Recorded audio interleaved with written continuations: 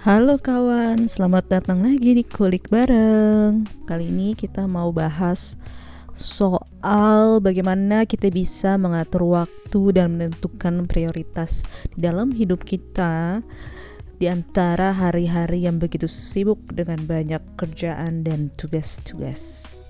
Jadi buat kamu yang ngerasa kayaknya hari itu sibuk banget ya kan, penuh banget gitu, tapi gak ada satupun yang benar-benar kayaknya bermakna gitu. Jadi semacam sibuk tapi hampa ya kan. Nah, pembahasan dari buku ini akan bermanfaat. Jadi yuk kita mulai.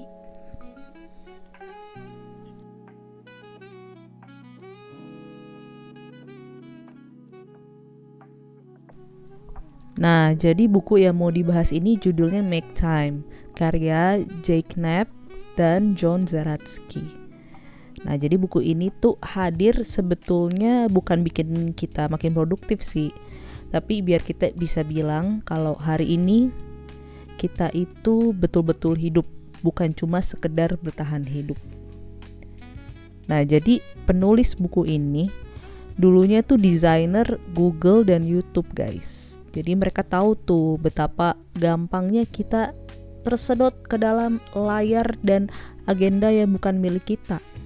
Betapa mudah kita masuk dan terjerembab dalam dunia yang dihadirkan oleh smartphone kita, oleh handphone kita ya kan, oleh sosial media. Jadi kita scroll sosial media kita yang tadinya kepengen 10 menit tahu-taunya udah 2-3 jam aja kita scroll begitu aja ya kan. Nah, jadi tuh mereka tuh sadar kalau misalnya masalah dari kita tuh bukan kita kekurangan waktu, tapi kita terlalu banyak kedistraksi, terlalu banyak waktu yang dicuri untuk melakukan hal-hal yang gak penting-penting amat ya, kayak tadi tuh kan scrolling sosial media sampai berjam-jam, mulai dari ngecekin notifikasi di handphone, ngecekin email-email yang gak penting, sampai ya yang paling lazim ya kan, scrolling tanpa kita sadar.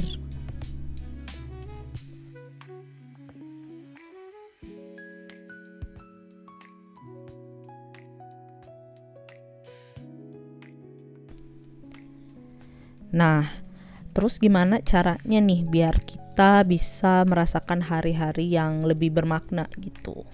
Nah, Make Time ini menyarankan kita untuk milih satu hal yang penting tuh tiap harinya. Jadi bukan bikin 10 to-do list atau 15 hal yang harus dilakukan di hari itu ya kan. Tidak, tapi buku ini hanya minta kita untuk bikin satu highlight aja yang harus kita jalanin di hari itu. Highlightnya tuh bisa sesuatu yang urgent, yang mendesak, atau sesuatu yang bermakna, atau sesuatu yang emang kita nikmatin, kita enjoy gitu ya kan.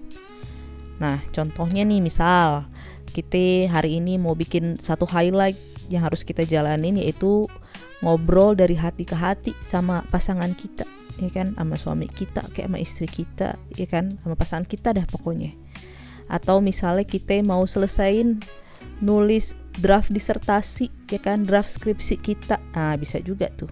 Atau misalnya kita mau main sama anak tanpa HP, nah itu juga bisa ya kan, jadi sesuatu yang bermakna tuh. Nah, dengan memilih highlight yang kayak gitu, kita bisa mengambil arah dari hari kita. Jadi hari kita tuh rasanya lebih bermakna gitu. Rasanya tuh gak cuman sibuk doang buat kerjaan tapi kosong, gak gitu. Tapi rasanya itu seperti ada maknanya, ada nilainya.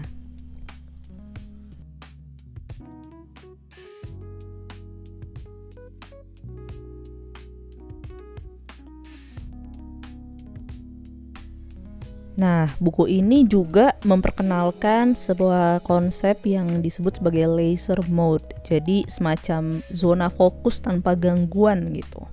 Jadi setelah kita tahu dan kita tentukan highlight kita maunya apa, kita perlu waktu untuk benar-benar fokus dalam menjalankan highlight itu. Ya istilahnya laser mode itu ya kan. Contohnya misalnya kita matiin tuh semua notifikasi di handphone kita. Terus kita atur waktu fokus kita, misalnya kita mau main sama anak tanpa gangguan handphone gitu misalnya ya kan, sebagai highlight kita di hari itu. Ya udah kita atur waktunya, kita pakai timer gitu, misalnya mau 1 jam 2 jam bebas gitu ya kan. Nah terus kita juga kudu nyingkirin distraksi yang bisa ngedistract kita dalam menjalankan highlight kita di hari itu ya. Misalnya apa sih yang gampang mendistraksi kita itu, misalnya handphone kita kayak, atau TV kayak, atau apapun deh yang emang biasanya tuh gampang mendistraksi kita. Ya udah kita singkirin jauh-jauh tuh dari tempat kita main sama anak kita misalnya. Nah jadi laser mode itu tuh bukan soal berapa lama sih sebenarnya, berapa lama kita fokus dalam menjalankan highlight kita, tapi lebih ke seberapa dalam kita melakukan highlight kita di hari itu ya kan. Jadi bukan ya semakin panjang gitu ya, misalnya semakin berjam-jam gitu berarti tandanya semakin baik, gak gitu juga. Dalam waktu yang singkat pun sebetulnya, misalnya 30 menit atau 45 menit gitu, tapi kita fokus penuh, kita tuh bisa menyelesaikan highlight atau bahkan pekerjaan yang kita mau lakukan gitu lebih banyak daripada kalau misalnya kita ngelakuin pekerjaan itu secara multitasking. Kalau kita berfokus, ibaratnya ya pekerjaan yang tadinya kok rasanya kayaknya kita bisa selesaikan dalam waktu 2 jam gitu ya kan, dengan distraksi ya kan, dan multitasking. Tapi kalau kita laser fokus, kita laser mode, ya itu bisa kita lakukan mungkin hanya dalam 30 menit atau 45 menit gitu. Jadi bisa 2 kali lipat bahkan lebih cepet kalau kita bener-bener fokus ngerjain satu hal itu, dibanding kalau kita ngerjain satu hal cuman ya udah banyak distraksinya, atau kita mencoba untuk multitasking yang emang banyak melakukan tugas dalam satu waktu. Jadi ya beberapa tugas dalam satu waktu lah gitu. Jadi better kalau menurut buku ini kita ya pakai laser mode tadi, fokus aja gitu sama satu tugas atau satu highlight yang mau kita lakukan di hari itu gitu.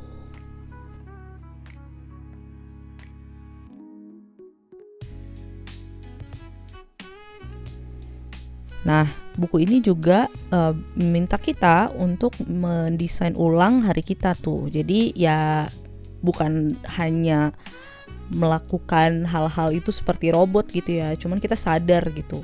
Jadi selain highlight dan laser mode yang tadi udah dijelaskan, Make Time itu ngajak kita untuk mendesain hari kita seperti desainer hidup kita sendiri. Nah, maksudnya gimana?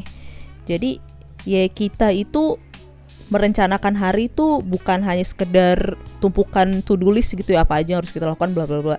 Tapi kita juga kudu mencari gitu dalam kegiatan-kegiatan kita di hari itu, apakah kegiatan itu memang bermakna buat kita, emang urgent buat kita, atau ya pokoknya hal-hal yang memang ada maknanya gitu buat kita. Jadi misalnya nih, mulai dari pagi kita bangun, kita kagak harus langsung buru-buru ngecek handphone gitu. Jadi kita mulai pagi tanpa layar handphone gitu misalnya. Terus atau misalnya kita menentukan kapan kita harus istirahat ya kan. Tapi waktu istirahat yang benar-benar nge-recharge kita, yang benar-benar bikin kita itu enak istirahatnya, begitu bangun fresh lagi gitu. Jadi bukannya istirahat tidur-tiduran tapi sambil main handphone ya kan, yang ujung-ujungnya malah bakal bikin kita ketika bangun nanti capek gitu kayaknya badan ya kan. Terus kita juga kudu ngatur yang namanya energi kita, bukan cuma sekedar jadwal atau to-do list tadi ya. Jadi kita harus bisa benar-benar nakar gitu. Oh, energi kita tuh mampunya mengerjakan berapa highlight atau tugas sih dalam sehari gitu. Jadi jangan sekedar numpuk aja banyak tugasnya, tapi kita juga sebenarnya tahu kalau energi kita nggak cukup untuk melakukan hal-hal tersebut ya kan. Terus kita juga bisa tuh yang namanya refleksi sore. Misalnya di sore hari kita bisa bertanya kepada diri kita, kira-kira apa sih yang keberhasilan kecil yang udah kita lakukan di hari ini ya kan. Dengan sedikit perubahan kecil itu tiap hari, kita akan ngerasa kita itu lebih hadir dalam hidup kita gitu. Ya namanya kita manusia ya kan, kita gak bisa ngendalin semua hal tuh, tapi kita bisa yang namanya memilih apa yang penting di hari itu untuk kita kerjakan atau kita highlight untuk kita kerjakan ya kan. Jadi bukan soal seberapa sibuk kita ya kan, tapi soal makna nih.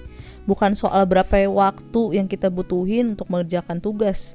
Misalnya semakin panjang semakin bagus gitu, nggak itu.